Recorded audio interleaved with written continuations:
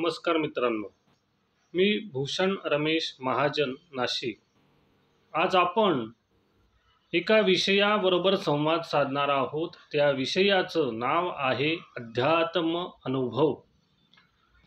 बहुतांशी लोक आध्यात्मिक असतात, आध्यात्मिक साधना करत असतात, परंतु त्यांचं म्हणणं असं येतं की आम्हाला अध्यात्माचा अनुभव आला नाही, अनुभव येत नाही।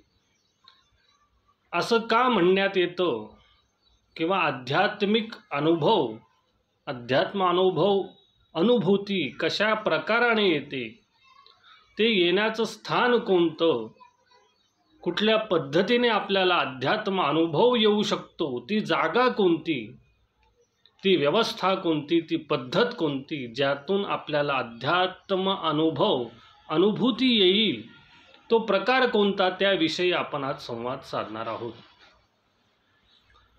तर अध्यात्म अनुभव, तर अध्यात्म अनुभव आपल्याला घ्यायचा असेल तर सर्वात आधी महत्त्वाची गोष्ट कोणती असेल तर ती म्हणजे ग्रंथिक जे पूर्वापार अन्यानुभवे त्रिवार सत्य जाणा ते दिव्य ऋषीमुनींचे।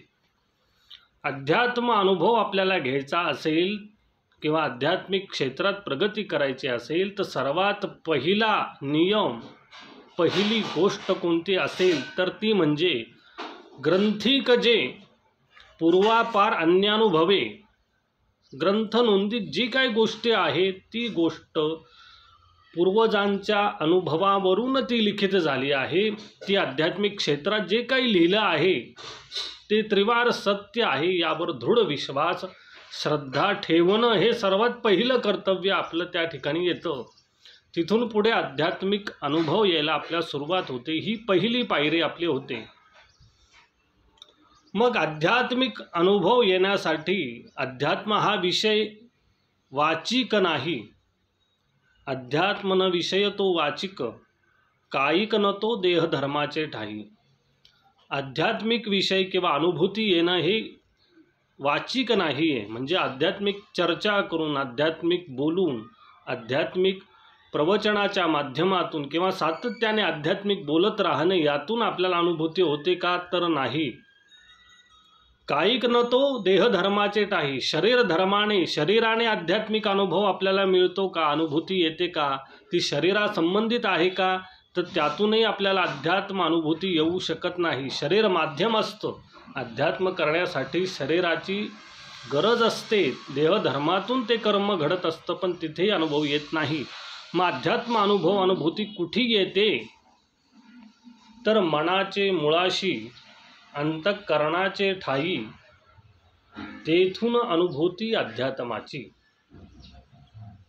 मग कुठे अनुभूती येते तर मनाचे मुळाशी, अंतःकरणाचे ठाई, तेथेच अनुभूती अध्यात्माची। मग अध्यात्म अनुभूती, अनुभव कुठे घडतो आपल्याला, ते स्थान कोणतं तर अंतःकरणाचे ठाई। अंतःकरणामध्ये मनाच्या मुळाशी म्हणजे मनाने, अंतःकरणाच्या ठाई, अंतःकरणात, तेथे अनुभूती अध्यात्माची। तिथे आपल्याला अनुभूती अध्यात्माची घडत असते।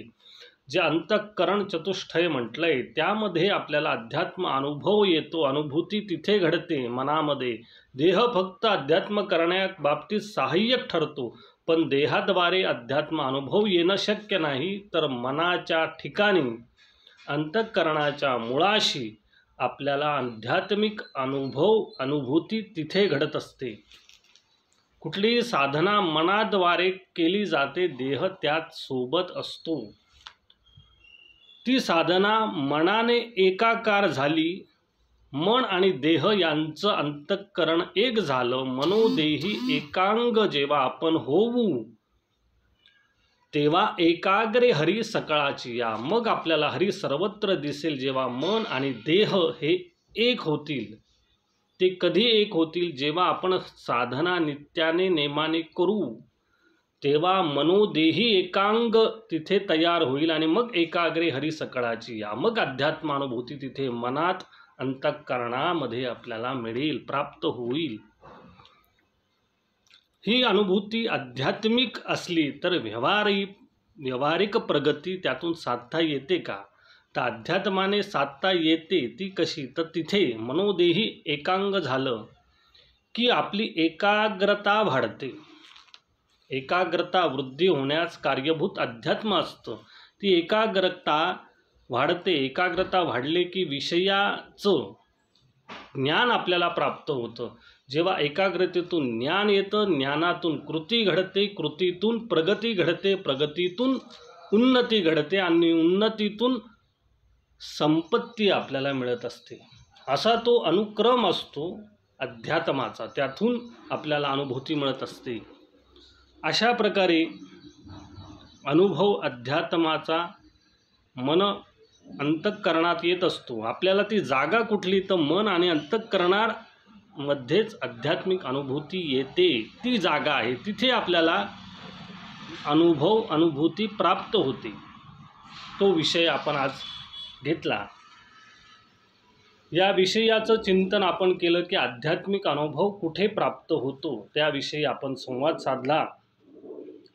तो अनुभव काय करतो? आध्यात्मिक अनुभूती तर तृप्त करे अंतरंग. आपला अंतरंग तृप्त तिथे होत असतं जेव्हा आध्यात्मिक अनुभूती आपल्याला येत असते. म्हणून आध्यात्मिक अनुभव घ्यायची असेल, मिळायची असेल तर ते स्थान कोणतं ते आपल्याला माहिती पाहिजे. तिथे अनुभूती घडते. व्यावहारिक गोष्ट आपण प्राप्त करून घ्यायची असेल अध्यात्माने, तर ती गोष्ट अध्यात्माने नाही तर अध्यात्म आपल्याला प्रगतीचा जे मूळ स्रोत आहे तिथे उन्नती प्राप्त करतं. प्रगती आपल्यालाच करायची असते. फक्त साधण्याचं माध्यम अध्यात्म कसं असतं त्या बाबतीत आपण संवाद साधला. धन्यवाद.